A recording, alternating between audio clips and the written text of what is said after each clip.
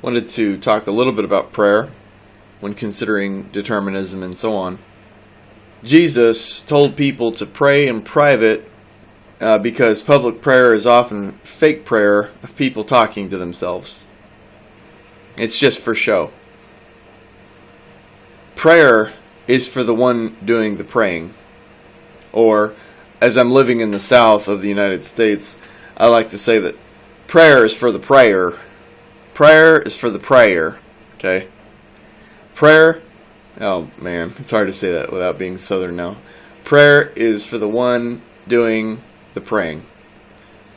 The Lord already knew what you were going to ask before you asked. The answer was already determined before you asked. Prayer is just to reveal truth to the one praying. Prayer is just to bring change to the one praying.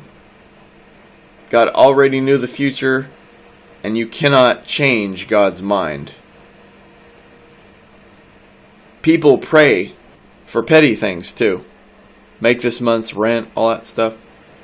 It shows that they don't understand causality. They don't understand that God does not work this way. And they pray for things that are so small too. Just make this month's rent.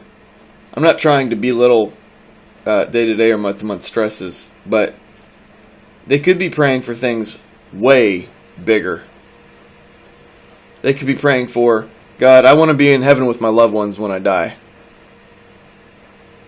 God, what great calling do you have for me? Even if it's not great, even if it's sad or pathetic, what calling do you have for me? They don't pray for things that are big. They pray for petty things. God, please, I don't want that pimple. I got to go on that date this weekend. God,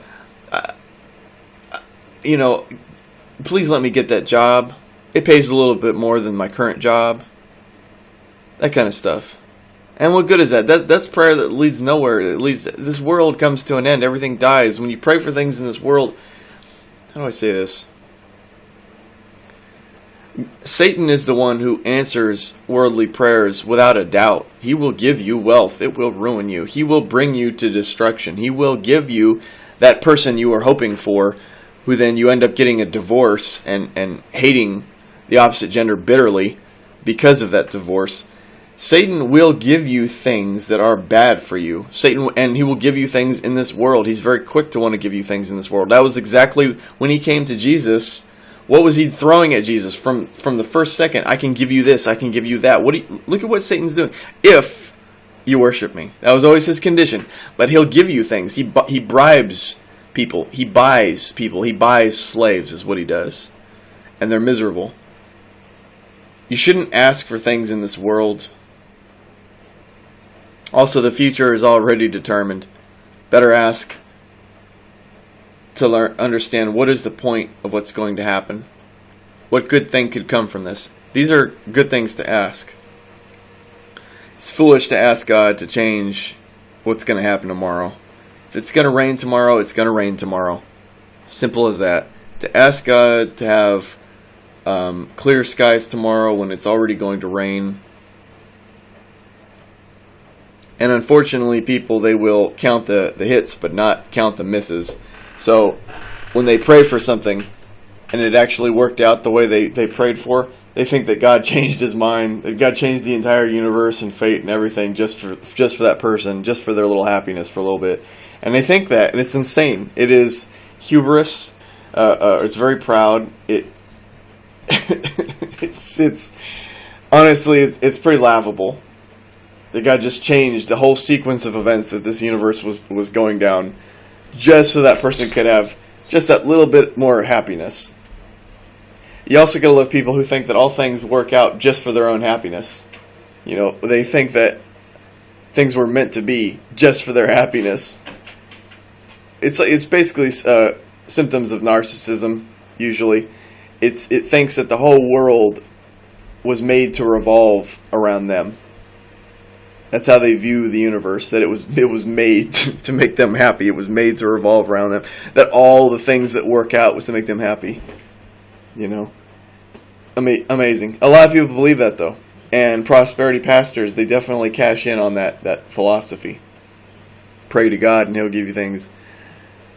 Nonsense. Satan will give you things. God has nothing to do with it. Okay, but if you ask God for good things, like clean my heart, I want to be in heaven, these sort of things, these are the things that God will remember. After this existence ends and He runs through the whole replay of all existence, He's going to come across this prayer. See, notice how He didn't change it after the fact. It was already set to happen the way it was set to happen. He will hear this prayer, though. God, please save me from destruction. I want to be with my loved ones in heaven. He will hear this prayer, and it will be answered in eternity. But in terms of God, I'd really like to have that car. It's really nice. He's going to just look at you like an idiot. It already happened. Past, present, and future. It's already gone. By the time God is going through the replay, and He had no control. He didn't change anything in this world. And He definitely didn't change it to benefit you. But when you pray to Satan for things, probably shouldn't be telling you this, giving you instruction on how to pray to Satan. What happens there is he activates in your mind how to get the things in the world that you want. Satan also doesn't just magically make it happen like a genie in a bottle. What he does is he allows your mind to know how to do it. And that path that you're going to go down is ultimately going to lead to your destruction in eternity. But Satan also doesn't just miraculously make you the king of a country. He's going to instead change your mind into what was needed to become the king of that country. That's how God and Satan both interact with prayer. It's not just a genie in the bottle. And God could care less about worldly things because this world came and went like a whim. Doesn't care. Someone would say, so He doesn't care about my hardship or my struggles? He does. He does. And He grants wisdom to those who need it. Like I said, if you love the truth, let me tell you something. If you love the truth, that's a very powerful tool. The Spirit of truth is a very powerful tool. You can figure out, the Holy Spirit within you can tell you in your life, who is using you, who is lying to you, who is this kind of stuff, if you want to know. Now, Jesus said, now this is hard for a lot of people to accept, but if somebody is taking advantage of you, like He said, if they take your jacket, offer them your shirt too. So, there is that. But I'm just saying that the Spirit of truth can also help you out of problems. But you shouldn't covet the world. You shouldn't want the world. Because that's not the Holy Spirit that's working anymore. That's Satan.